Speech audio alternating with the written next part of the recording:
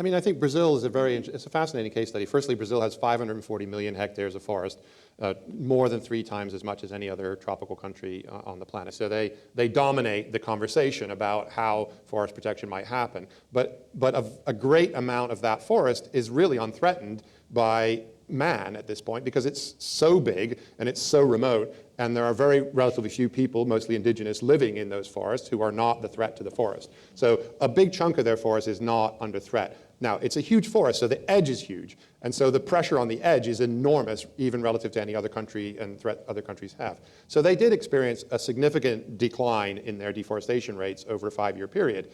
What they're realizing now is that 5-year period coincided with the collapse of beef and soy commodity prices. So the demand globally, which was driving the conversion of forest into cattle pasture and soy, went away for 5 years, and therefore their deforestation rate declined dramatically. What they're seeing already, because they're very good at monitoring, so they have the best monitoring systems, monthly monitoring of their forest, they're already seeing that kicking up again as the global economy recovers. So they're realizing that they didn't create a permanent solution to the problem with the measures they put in place. And our argument has always been, in the end, the permanent solution is working with forest communities. They are eventually you have to solve a problem for forest communities to make sure that the forest communities want that forest to stay and are going to benefit economically in keeping their forest intact. And I think that the Brazilians are now starting to realize they can't just make legislative change, they actually have to go and invest in activities in forest communities if they want forest communities to choose not to go down a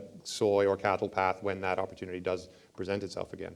Indonesia is also a big country, big player. You often hear about the smoke and the haze in Southeast Asia, and a lot of that's burning. So is there hope in Indonesia, or is it a pretty dire situation, Mike Korchinsky? I'm a hopeful guy. There's always hope.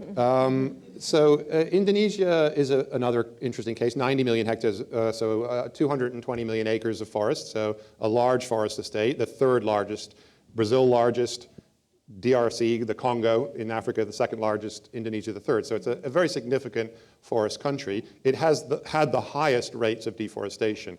Most of that deforestation was for palm oil, which is a very innocuous palm that's native to Africa that was introduced into Indonesia because the growing conditions were great. And it's used in almost every product you can imagine for food. Any mass-produced cookie or baking product, it's going to have palm oil in it, and that palm oil more than likely came from destruction of Indonesia's rainforest. So there was a massive conversion of forest in Indonesia over the last 20 years.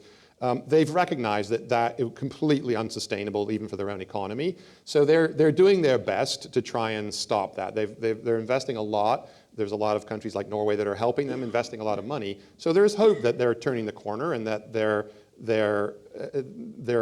for example, supporting initiatives like the Sustainable Palm Oil Initiative, which requires that palm oil sources be identified as not having come from formerly forested areas. And so there are lots of initiatives that are helping Indonesia, but Indonesia is a particularly challenging place because palm oil is a very lucrative agricultural crop even for small-scale farmers. So to create a competitive alternative to that doesn't involve destroying forests is very difficult, and I think will remain a challenge in Indonesia now that they've seen, the individual farmers have seen how much money that can be made from 10 hectares.